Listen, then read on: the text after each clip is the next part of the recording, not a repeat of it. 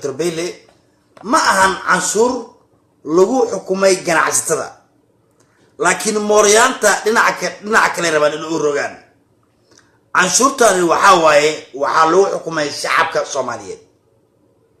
qofkii iibsanayo wax in la saaro canshuur waa xaq caalamka ka shaqeysa laakiin mooryaanta ay kuwa liito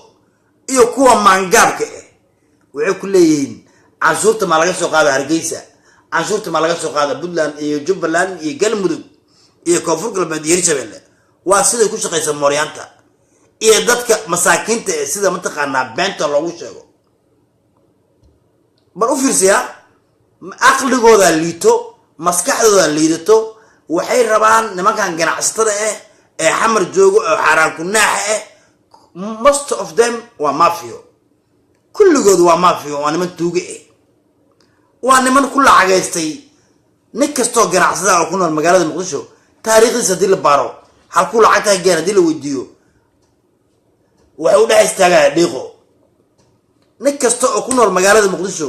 oo loo ganacsada sheegto hadii la dhoo taariikhdaada dib ha loogu laabto 20 sano wuxuu istaagayaa zero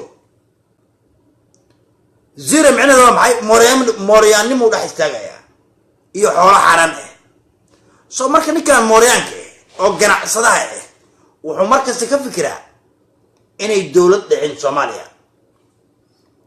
marka koowaad wuxuu leeyahay lacagtan hadhow waa la isweydiin dawlad baa imaanayso xoog leh canshuurta xoog baa laga qaadi marka wuxuu leeyahay shacabkan masaakiinta ah dadkan masaakiinta ka dhaadhici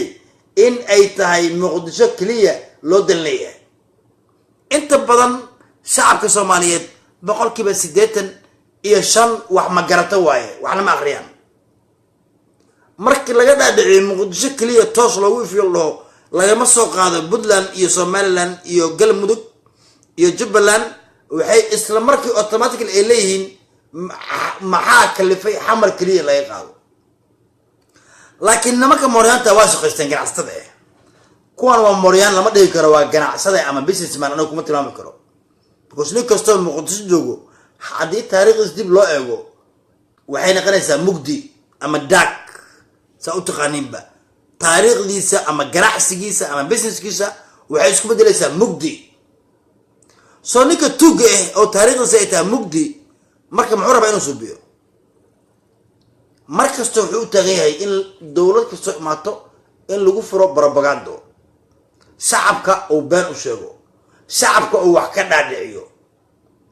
propagandada ugu weyneed maanta suubiyeen tuuganimada ugu weyneed maanta suubiyeen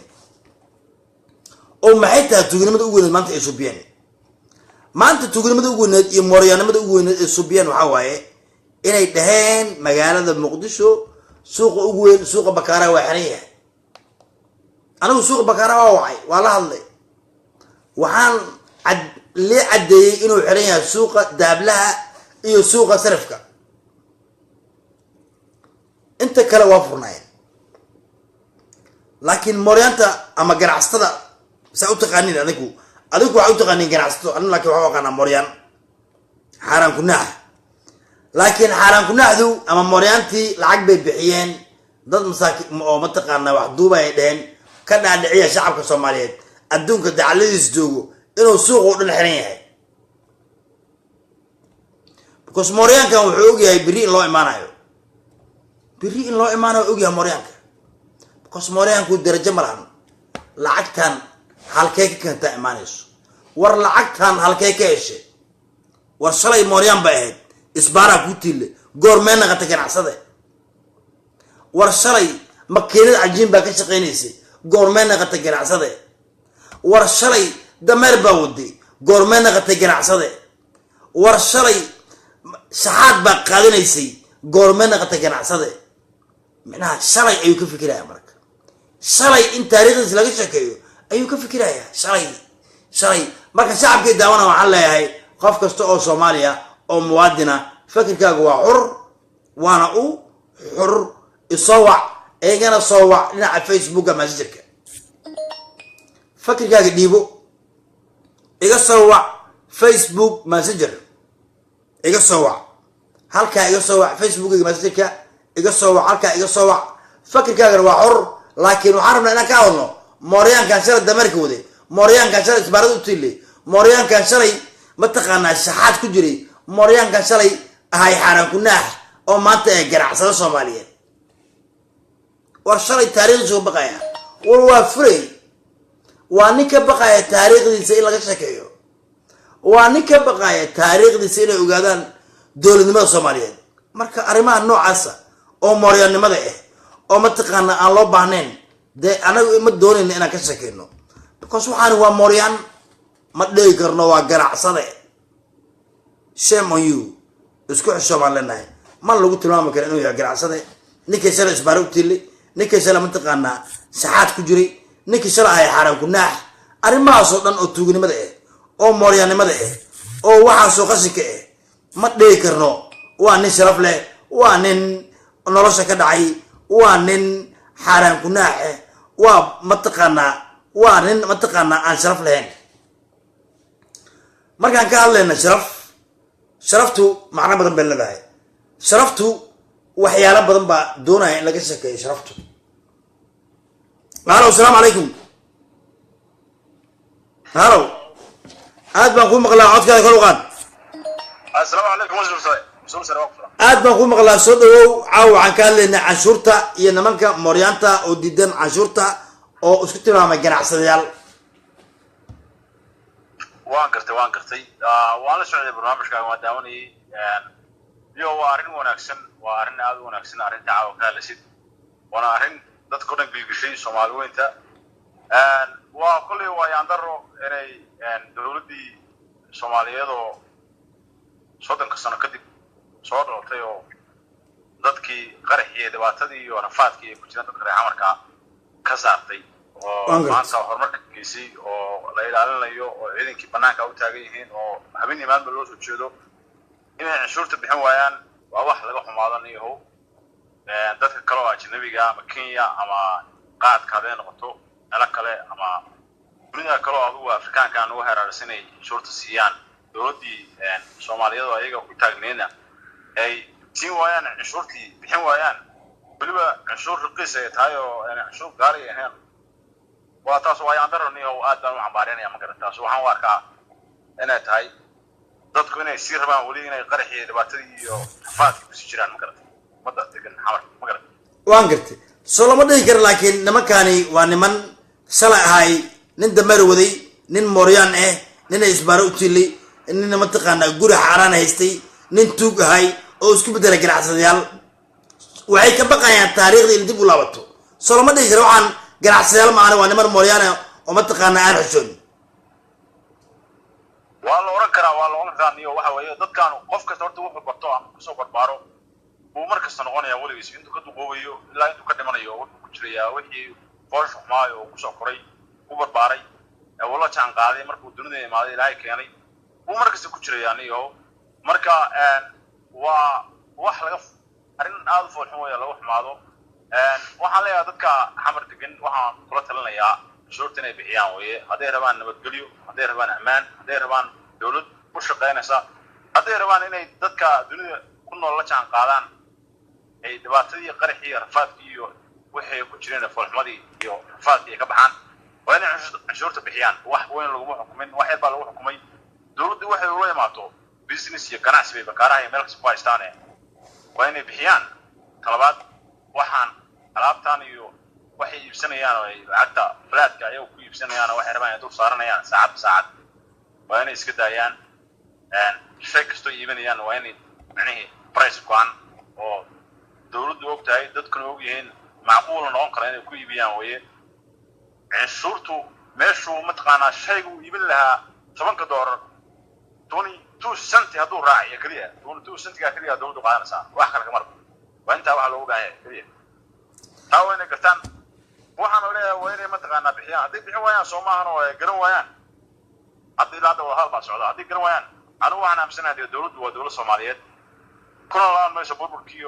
iyo wixii rafaadkii Soomaaliya soo martay 30 sano hadda soo dhaafay kula laan mayso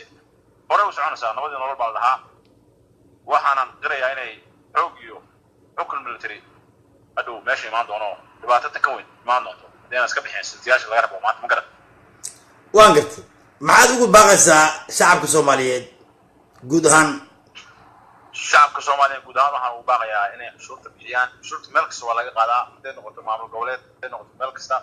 way bixiyaan shacabka reer Puntland cashuurta way bixiyaan oo ayaga macnaheedu bixiyo aasi Puntland ahaan u bixin marka uu bixin jireen haddana dadku way israacaan oo federaal baa la yeeshay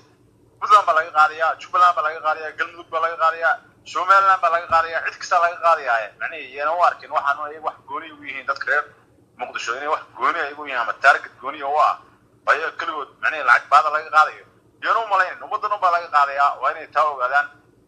waxaan leeyahay kawaan tooba arrintan waa inaan cashuurta bixisaan wanaagina iyo sharaftina iyo jiritaankiina ku jira hadaa bixin weydaan laakiinse dee dhibaatada un baa sii kordhaysa ma garatay oo wax faa'iida hirmaysaan waad u jeedaan sharafta iyo qiimaha maanta aad leedihiin iyo sanad ka hor waxaad ahaydeen waad garan kartaan qof kastoo caqli loo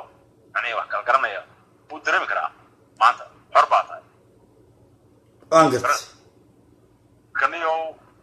waa inay cashuurta bixiyaan no matter what cashuurta waa inay bixiyaan dadka cashuurta waa inay bixiyaan Soomaalida dhan waa laga qaadayaa kulligood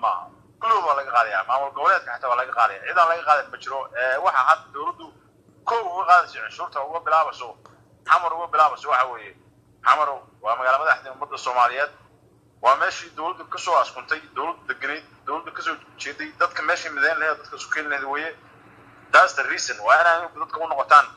waxa macnaheedu dadku ku soo hirtaan oo dadku ku daysadaan waa inay noqotaan laakiin haddii meeshii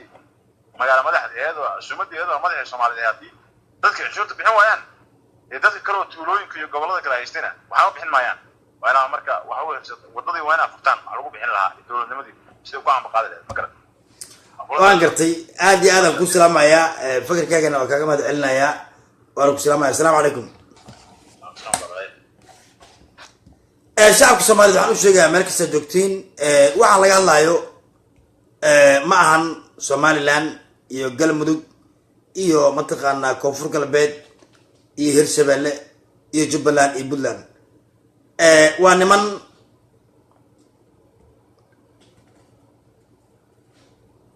alo assalaamu calaykum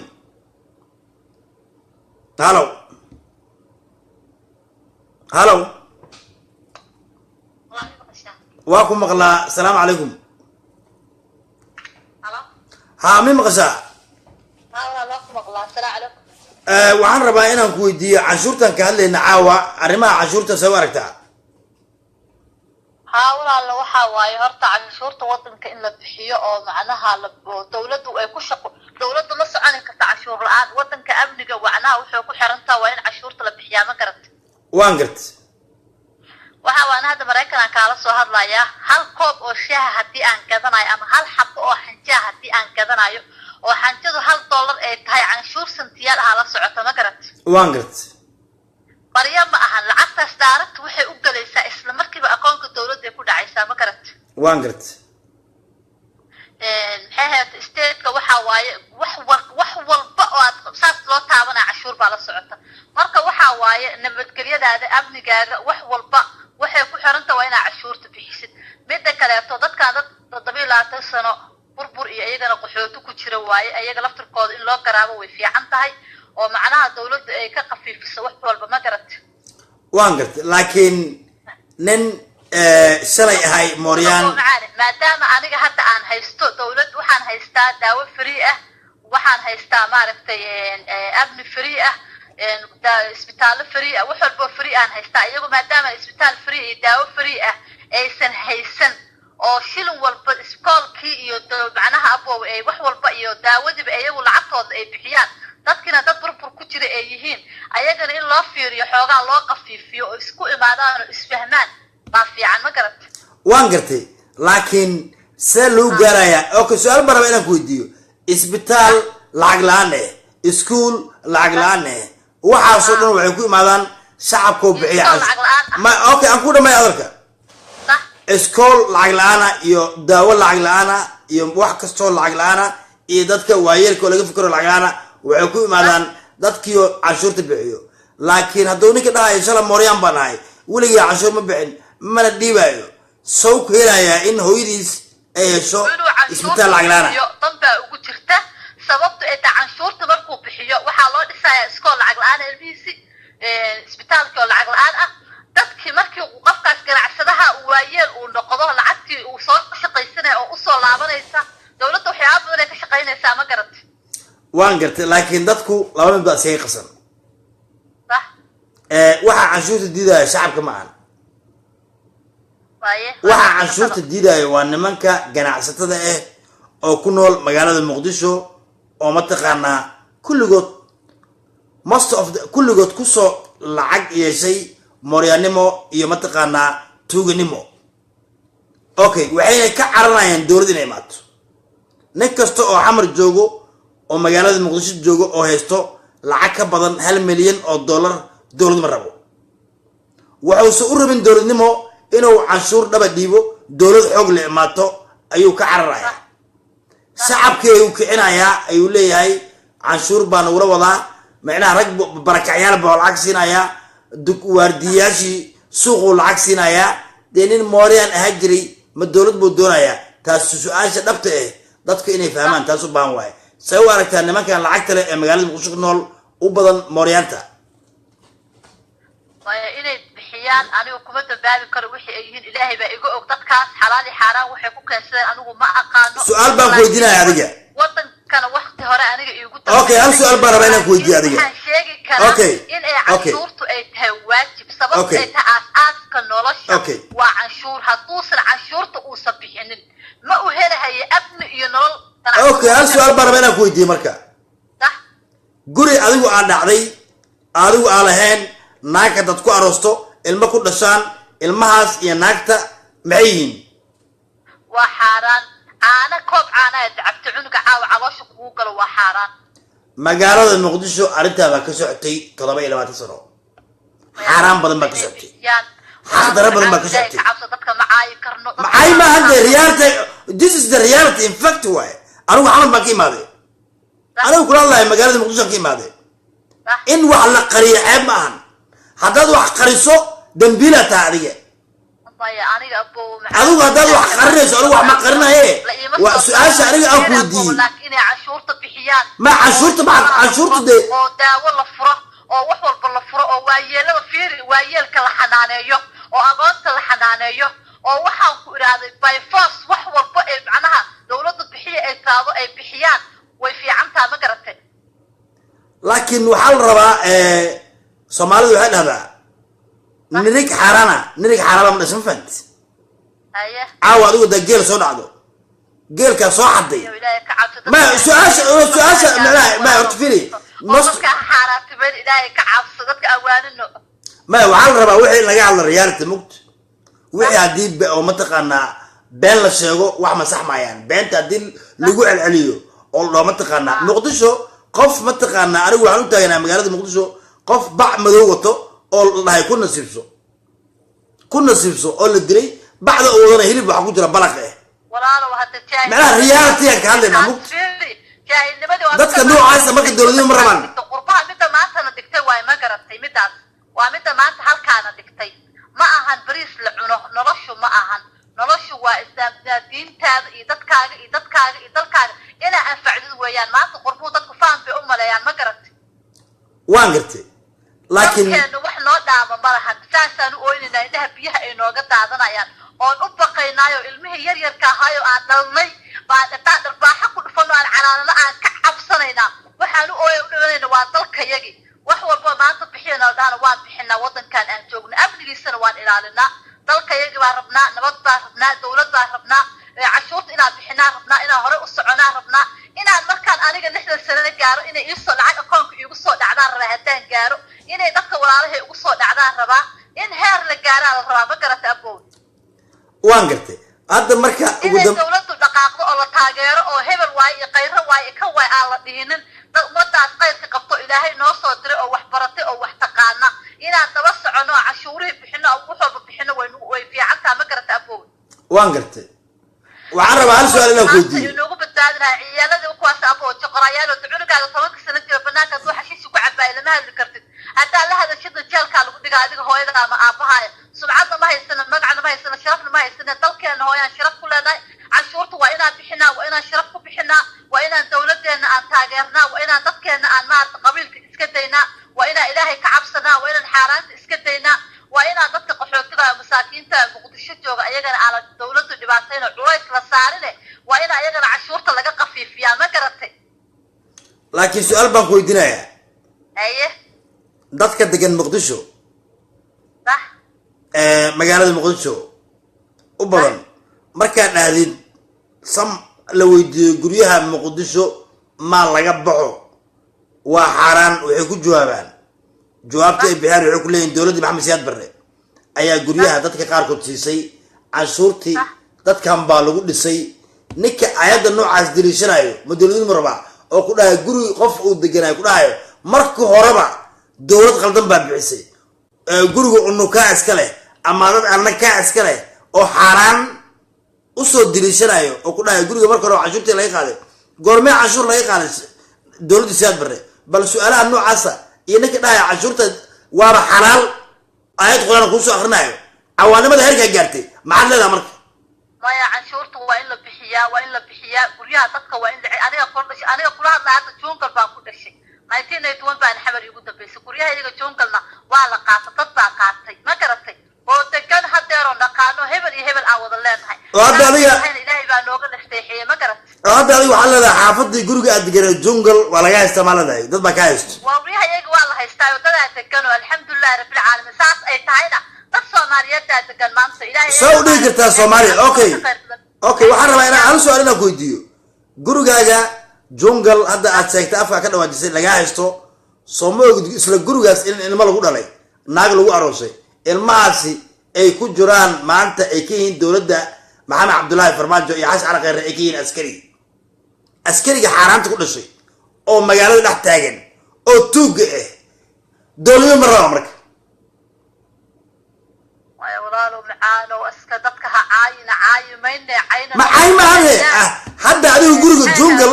ma su-aasha isla fahno guriga islaamid haystana dib asaga caawa qaba annaga maanta gurigeena laga haysto dad waaweyn noqonay guryaheena laga haysto maanta alxamdulilah rabbil caalamiin dib baan qabna laakiin ninka haystaa maanta dib ku qaba walaalow macaano dadka yaa la caayin yaa la jaa'if caymahane hadda adigu waxaa tiri ma hadda la soo jeediyo ma hadda su-aasha meesha tahay waxaa waaye guriga hadda laga haysto jungal ilmaha ku dhashay ilmihii ku dhashay maanta waxay jiraan 23 sano waa askari guri xaalaana ku dhex dhashay waa askari ka shaqeeya magaalada muqdisho waa waardiye ka shaqeeya magaalada muqdisho waa ganacsade ka shaqeeya magaalada muqdisho isla qofka noocaasa system iyo dowladnimo ma rabaa su-aasha meesha taagan taas waaye waa sax waxaa qof xoolo islaameed haysta ma uu rabo horumar ma garatay laakiin Waan walaalo gartay. dadka in la waaniyo maahane haddii hadda la caayo dadka waa sii didahayaan cay ma ahane horta cay waxaa la dhahaa mataqaanaa horta af soomaaliga aan ku baro haye soomaaligu cay waxaa la dhahaa qofka markaad cayso shaksiyan u cayso laakiin markaad ka shakayso taariikh iyo wixii dhacay sax cay ma ahan because afkaada adigu waxaa ka sheegtay gurigaada in lagaa haysto afkaada ka sheegtay aniga waxaan ogahay gurigaaga lagaa haysto inay ilmo ku dhasheen ayaan ogahay oo ilmo ku dhasheen ilmihii ku dhashay 27 sano inay maanta ay yihiin ganacsade ama askari ama mataqaanaa magaalada muqdisho dhex joogaan qofka noocaas ahay muxuu dalka soomaaliya ka qaban karaa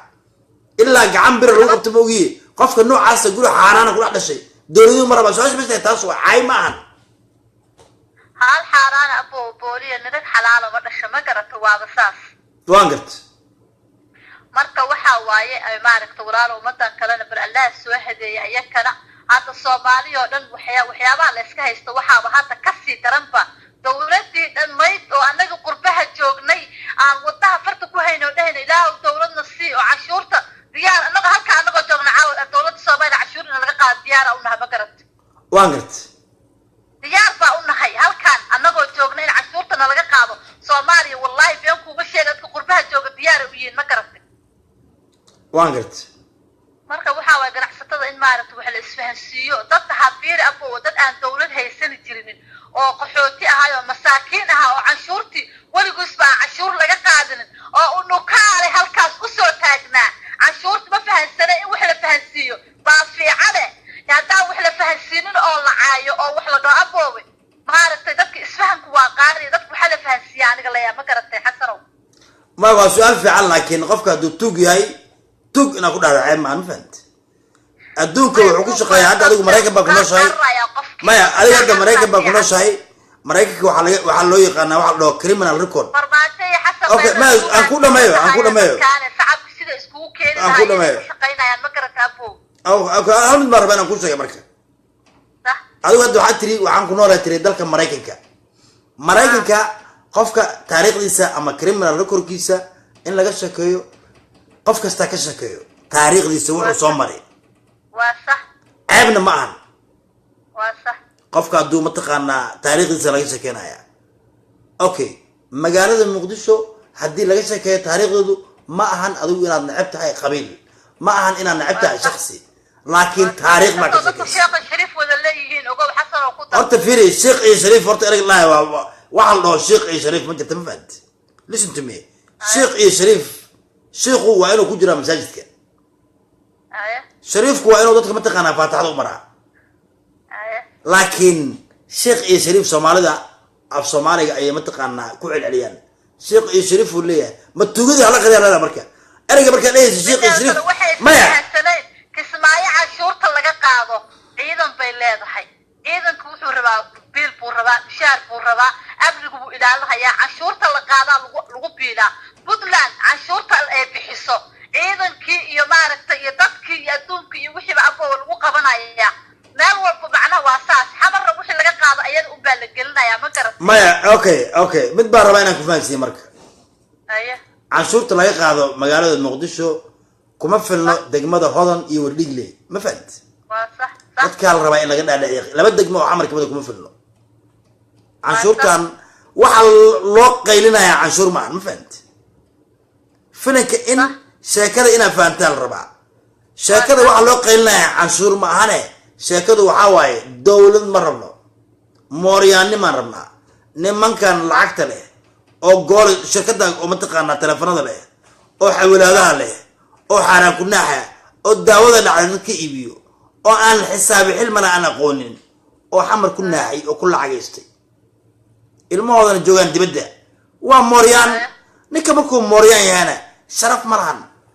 marka anigu waxaan ka codsanayaa xasanow taasa dhibka keenta laakiin dawlad hadda cusub hal sano joogta shacabkii 30 sano abo dawlad la'aanta ahaa ma isfahmayaan maadaama isfahmaynin dad kale in loo wareejiyaa fiicnaan lahayd dalka khayraadka laga soo saaro sida badaha sida shidaalka maya wanaagsan sababta ay 30 sano abo xoolo islaameed macnaha haystay aan cashuur bixinaynin ama takada bilaash iskaga cunahay okay taariikhda rabaa inaan dib ku xasuusiyo marka ma isfahmayaan dawladii taariikhda rabaa inaan dib ku xasuusiyo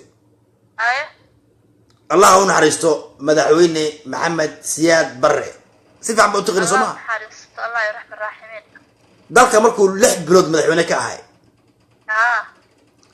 ayuu Maxamed Siyaad Barre bilaabay waxa la dhaho jiraac inuu ka naxo Soomaalida waa sax oo dhaho Soomaalida san maahan waxa la taliyay nin la dhihi jiray magaciisa Maxamed Sheekh Cusmaan ayaa la taliyay oo ku dhahay Soomaalidu dad xishooda ma ahan sharciga bar Maxamed Sheekh Cusmaan Allah uu naxariisto nin sharaf badan buu ahay Maxamed Siyaad Barre wuxuu qaatay taladii Maxamed Sheekh Cusmaan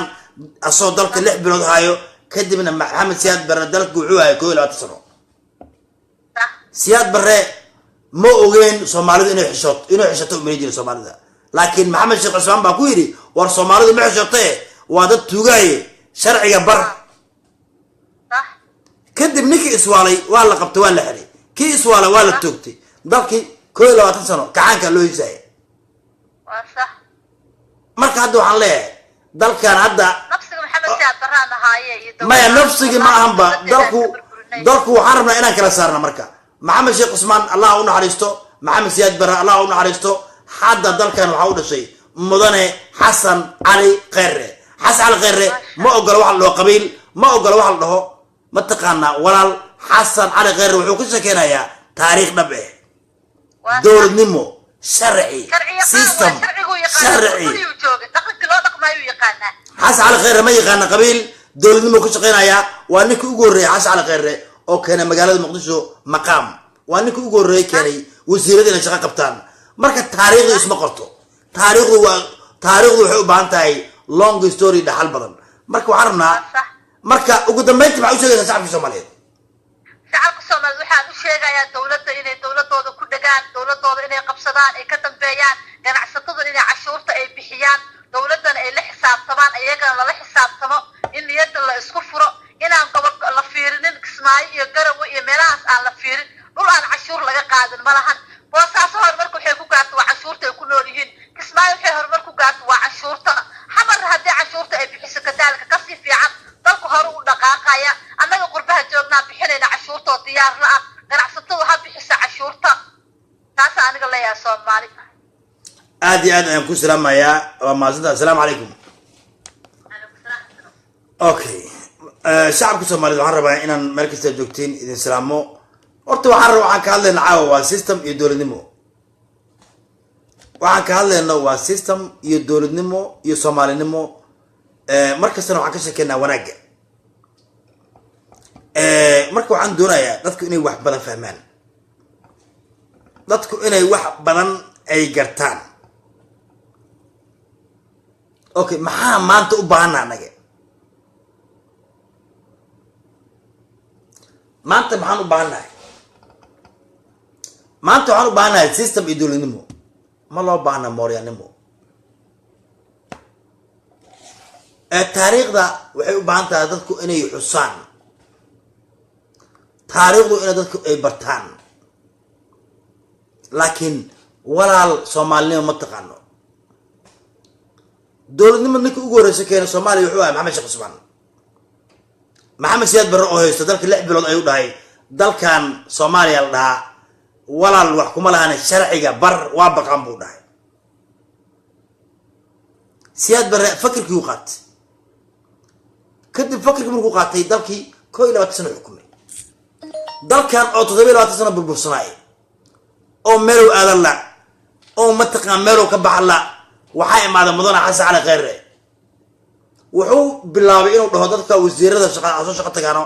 corruption ka ula dagaalamo cashuurta hala bixiyo oo dhahay official u dhahay oo ku dhahay meel gola oo ku yiri qofka weyn sharciga ma jiro waad aragteen wuxuu dowladda Soomaaliya intuu Xasan Cali Khayre joogo u dhahay Khayre ka hor dalkan dowladnimo ma jirin Khayre ka hor dalkan system mu jirin war dadkani cashuurta la dhuumanayaan waa niman mooryaana oo tuuga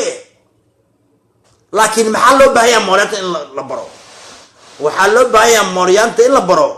in lacagta xoog loo qaado sidii hore ugu tilmaamay Maxamed Sheekh Cusmaan ugu sheegay Maxamed Siyaad Barre asoo dalka ay 6 bilood Xasan Cali Khayre marka waxaan leenahay ra'iisul wasaare Xasan Cali Khayre dalkan wuxuu u baahan yahay badbaado shaqada uu wada Xasan Cali Khayre aad baan u soo dhaweynayaa wasiiradiisa iyo sidoo mataqaana ul dagaalamo corruptionka iyo sidoo mataqaana wax walba uu qabanayo waxaan leenahay marka dadku waa inay wax fahmaan ay dowladnimo ay fahmaan laakiin haddii laga sheekeeyo mooryaanimo iyo shalay isbara itile iyo nukaale iyo intaan ka soo cararay adeer dalka ma baartaas dalkaana wanaag buu u baahan yahay dalkaana wax badan buu u baahan yahay adeer marka waxaan idin leeyahay qof kastoo doonaya fakirkiisa inuu dhiibto waa xor fakirkaaga waa xor waana soo dhaweynayaa anigu markasta waxaan u taaganahay qof kastoo Soomaaliyeed inuu fakirkiisa dhiibto oo ka hadlo waxa taagan السلام عليكم. وعليكم السلام ورحمة الله وبركاته. عاو كهلني عن شورتا شعبك Soomaaliyeed ee diidan inay cashuurta dhiibaan.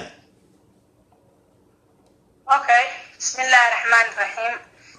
والسلام يا أمة الصوماليات meesha ku jirta iyo kuwa dambe oo la daawan doono insha Allah. Shacabka Soomaaliyeed ku nool gobolka Banaadir cashuurtu waa qasb canag in la dhiibaa. cashuurtu waxay ka turjumaysaa isku xiritaanka dawladda iyo shacabka. hadaa shacabkii aan cashuur laga qaadin waxay meeshaas waxa ka cadaanaysa inaan dawladdu jirnin ay wili u taagan yihiin burburka iyo halaagi. marka hadii shacabka cashuurta laga qaado ayaga dib loo gelinayaa suuqa doo gubto dadamisaa la keenaa shaqaala loo diraa biyaa la keenaa ayagii oo dib u galaysaan haddii kale jidadkii jajabay oo intaasoo sane malaafiicda lagu garaacayay ayaa canshuurta dib loogu dhisaya haddii kale militarigii ayagii maaragtay iyo askartii iyo ama NS ha ahaatee ama boolis ha ahaatee ama military ha ahaatee shaqaalihii yani xukuumaddii dib loo gelinayaa mishaaraadkoodii haddii lacagta laga qaado haddii kale ahayn lacagtii laga qaaday waatana laga keenayo Ethiopia diyaarada loo diray waa la ijaaray juhdi badanaa la geliyay rag baa loo diray hotel ay degeen looyaraa loo qabtay caruurtoodii loo keenay xoolay dhiibeen waa maya qof walba ida gurigeeda joogta caruurteeda loo keenay oo saniin ma isugeysay waaya hindiya laga keenay looyaraa la qabtay diyaarada loo diray maaragtay rag waaweyn loo diray hotel la ijaaray looyaraa loo qabtay ay maya lacagta dhiibeen waa lacagta canshuurta waa ku qasban yihiin shacabku ma ahan canshuurtu inay wax weyn oo kumanaankuna ay tayaan la didinin haddii ay cirka galo waxaa laga yaabaa inuu $5 ama $2 uu bixiyo $2 iyo $5 ayaa dawladda ku filan dhaqaale soo celinaa la yiraahdaa haddana dib loogu celinayaa iyagii ku noqonaysaa lacagta marka waa leeyahay dawladda la dibin madaxa la noojinin waxay ahayn yaa laga sheegin lacagta canshuurta waa waajib meel kastoo adduunyada ka joogto قدومي سؤال باربانا كنت لي مقصا الو قدومي مقصا لما سؤال باربانا كنت ديو ما انتو حالي سوق بكارا واحرناي قناع ستدي مقدشو واسكتكتي وحيقو عن سدينين عشور بحنينين marka suuqa bakaaraha oo xiran ina ka rasan raba ee ganacsatada isku tagtay bal arimahan bal faafay shacabku faafay haddii ay dhacday inay ganacsato isu tagto ay dhahan canshuur ma dhiibayaan meelan canshuur laga dhiibayn haddii caalamka ku ogyihiin ha aadan baqaarada loo xiran suuqada loo xiran annaga ku raacsan dawladda garamaan ku siinaynaa ma fahmi canshuur ganacsade ninka ganacsataa ee ku nool dibadaha alaabta ka keenay jidka oo maray lacag ku dhiiba subaxi aroorti markuu dheelmanayo iridda oo galaca lacag ku dhiiba koobka shaaha oo kafeteriga oo fariisto canshuur ka dhiiba marka yow been ku sheegay shacabka masaakiinta ay magaalada ka ganacsanayaan ganacsatada waaweyn way fidnada dhan ha laga qabto dalkan leeyahay suuqii furin baqaariyay furin meelay furin way shacabka been u sheegayaan meelan caalamka canshuur laga qaaday iyo dawladda maxay ku soo qabsan kartaa maalinba matuugsi u taagnaanaysa dibadaha islaamiyada shacab islaamiyad oo canshuur laga qaaday ma leeyahay canshuurtiina noo soo dira ee anaga shacabkeena wax ma dhiibayaan waxaas ma soconayso naagta jidka caday oo ku gadayso waa in $1 la saaraa canshuur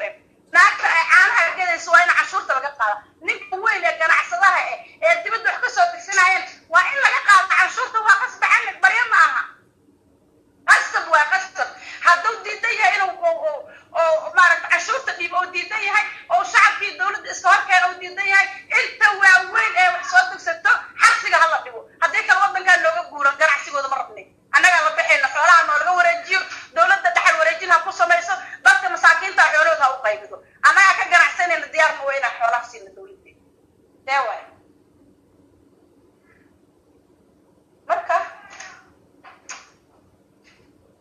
marka waxaan leeyahay shacabka reer Muqdisho hadii baan canshuur la'aan wax soconayso waa lagu qasban yahay caalamka inta dunida korkeeda ku nooshahay canshuurtu waa kugu waajib meel kasta wax ku gadanaysid wax weyn ma ahan ninka ganacsadaha ee 27 sano canshuur la'aan wax soo gadanayay oo raashinka dhacay ku keenayay ee daawada dhacda ka gadayay ee kulli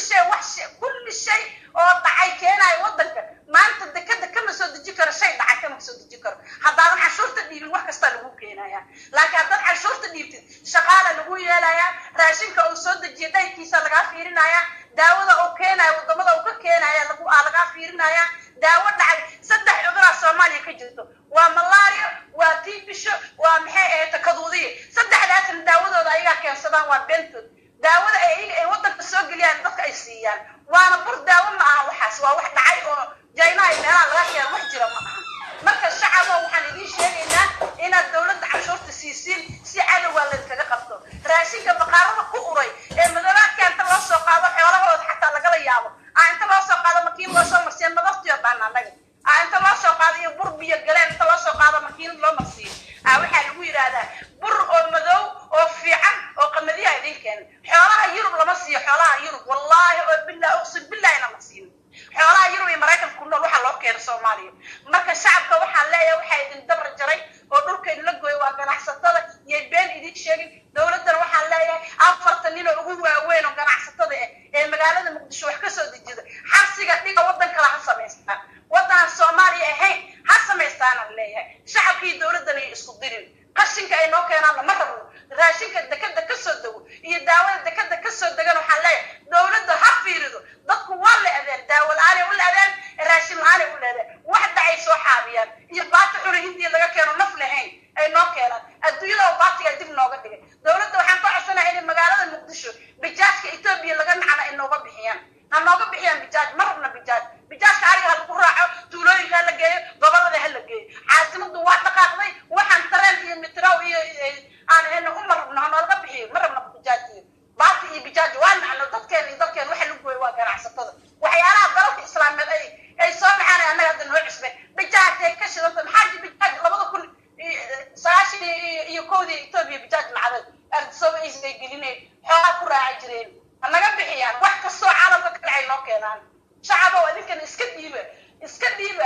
dhiiba cashuurta waa qasba anag in adeer mala cashuur in awoowo male in ehl male qabiil mala cashuurta waa qasba anag in adeegtiin ama maamul gobolada haw ama magaalada Muqdisho ku nool cashuur meel laga dhiibay ma jirto yaa la idin lu gooyn ilmihiina baahi loo dilin bilaash suuq bakaara u xirteen ninka shaatiga gadanayo $100 asaaran sentig muxuu ka dhibayaa dawladda dhaqaale soo celinay u tahay adiga adan dib ay kugu noqonaysaa marka intaas aan uga baxaa insha Allah biidnillah shacabka cashuurta hadida aadi aad ku salaamaya iyo qabiilka iyo beertan السلام عليكم السلام aad baan ku salaamay السلام عليكم taas waxay ahayd gabar Soomaaliyeed oo fikirkeeda aad u dhibatay oo ka hadashay arrimo badan qof kasto muwaadin oo fikirkiisa dhibanayo aad iyo aad u soo dhaweynayna meel kasta joogtiin waxaan idin leeyahay fikirkiina waa xor qof walba fikirkiisa dhibanayo qofkii difaacayo nimanka tugada oo mataqaana mooryaanta oo canshuur diidka way soo wici kartaa fikirkaaga waa xor kii mataqaana isdhaayo Soomaalnimo ee qalbigiisu jirto way soo wici karaa anu labada dhinac waxa way fikirkooda waa dhageysanaya markaas waxaan u taaganahay inaan ka sheekeyno maxay tahay canshuurta dadka diidayo maxay tahay dadka aan doonaynin in canshuurta bixiyaan taas waa muhiim in laga hadlo way laakiin dadku inta badan ma fahansan yihiin su'aalaha meesha taagan waa inaan ogaanaa su'aalaha meesha taagan waa in la gartaa maxay tahay inaan ogaano su'aalaha meesha taagan laakiin haddaan ka shaqeyno mooryaanimo iyo tuuganimo iyo mataqaana waxaan loo baahnayn iyo canshuur dhiibma iyo unukaale war adeer waxa la dhaho unukaale ma jirto unukaale ereygaas waa dhamaaday ereygaas waa erey la duugay muqdisho Soomaali weyn baa iska leh magaalada Muqdisho Soomaali weyn baa iska leh hadda ana idin sheegayo magaalada Muqdisho Soomaali weyn baa iska leh ninka imaaday Eldheer inanka imaaday Guriceel inanka imaaday Cadaado inanka imaaday Jowhar inanka imaaday Gaalkacyo yuu sheeganay magaalada Muqdisho qof oo ka xiga malahan qof ad magaalada ka xigta malahan adaa marti ku martidaada haaw laakiin adoo meelahaas ka imaad inaad ahdo Muqdisho anaa leh ama unukaale aad iska sheegato magac kale aad ku sheegato adeertaas waxay ku tahay jaahilnimo magaaladani waxaa loo aqoonsan yahay inay tahay magaalo Soomaaliyeed magaaladan waxaa loo aqoonsan yahay inay tahay magaalo shacabka Soomaaliyeed raas xasaan ilaa raas Kamburi aan qof kale ahayn taas ina faanto waay ninka diidaa canshuurta waa nin mooryaana qof uu matalo malahan ninka dhaaya canshuurta aniga iska leh oo diiday oo mooryanimada ku faanayo oo tuugnimada ku faanayo kaasi qof uu matalo malahan marka adigoo si xor fakirka u dhiibanayo adigoo si wanaag ka sheekanayo adigoo mataqaana ka fikiraya system iyo wanaag let's talk about the reality aan ka hadalno dowladnimo marka maxay dalkan u baahan yahay marka dalkan wuxuu u baahan yahay wanaag fara badan dalkan wuxuu u baahan yahay in dadku ay fahmaan systemka dowladnimada laakiin systemka dowladnimada faham weyso yaa ku fahansinaya marka haddaad leedahay adoo mooryaan ah oo tuug ah oo mataqaanaa qurbaa ku wareeray aan leedahay mooryaanimaan ku faanaa dee mooryaannimo wax lagu faana ma ahan tuuganimo wax lagu faana ma ahan taasi waa inaan ogaana horta dad badan baa ku faanaya mooryaannimo dad badan baa ku faanaya tuuganimo marka anigu waxaan leeyahay xilligii mooryaannimada waa dhamaatay xilligii tuuganimada waa dhamaatay dalkaani wuxuu helay hoggaan fiican wanaag fiican wanaagga aan ka shaqayno wanaagga aan ka shaqayno anigu waxaan leeyahay shacabkaygu soomaaliyeed meel kastoo joogaan qof kastoo muwaadin soomaaliyeed ka gudub mooryaannimo iyo tuuganimo inaad canshuur xaddo canshuur aas daba mariso waqtigaas waa dhammaaday waqtigaasi waa laga tegay marka anigu waxaan leeyahay ka gudub inaad ka gudubto kaaga sharaf badan sharafta ka raac waxaad u baahan tahay inaad ka shakayso wanaagga iyo sharafta marka waxaan leeyahay anigu shacabkayga soomaaliyeed kulligiin ka shaqeeya wanaagga kulligiin ka shaqeeya horumarka aan isku meel wada aadno aan isku dhinac aadno aan ka shaqayno wax fiican aan ka shaqayno wax dadka dhan anfacayo laakiin haddaan ka shakeyno waxaan dadka anfacayn oo mataqaanaa mooryaannimo ah oo aan ka shakeyno waxaan loo baahnayn taasi waxay noqonaysaa dad ka shakeeyo waxaan loo baahnayn dad isku hanuuniyo beenta dad isku hanuuniyo tuuganimada kulligiin waxaan idin leeyahay aan dhegaysano heystan wadaniga ah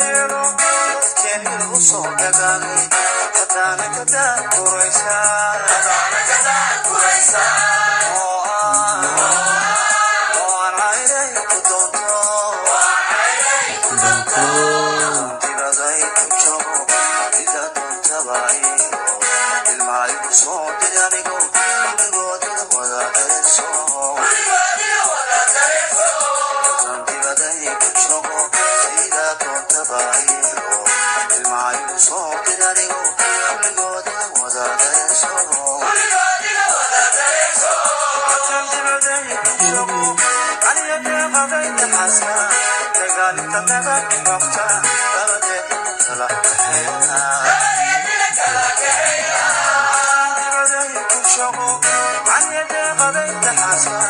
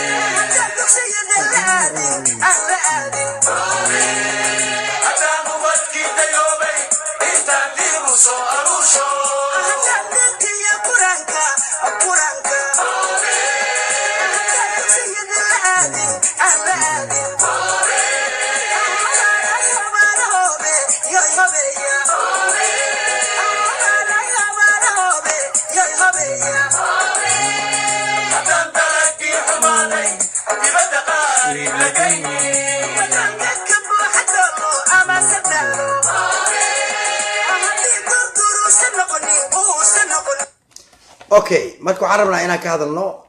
programkeena waa gabagabo shacabka Soomaaliyeed waxaan u sheegayaa canshuurta la bixiyo canshuurtu waa qasab canshuurtu bari ma ahan canshuurtu lisma weydiinayo intaas aslafano canshuurtu laguma weydiinayo canshuurtu ma ahan keen canshuurtu ma ahan shaxaad canshuurtu waa waajib inta aslafano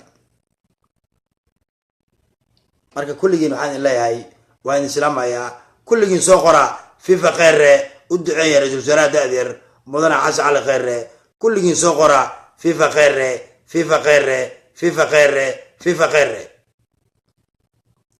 marka waxaan u maleynayaa u duceeya mudana xasan cali khayre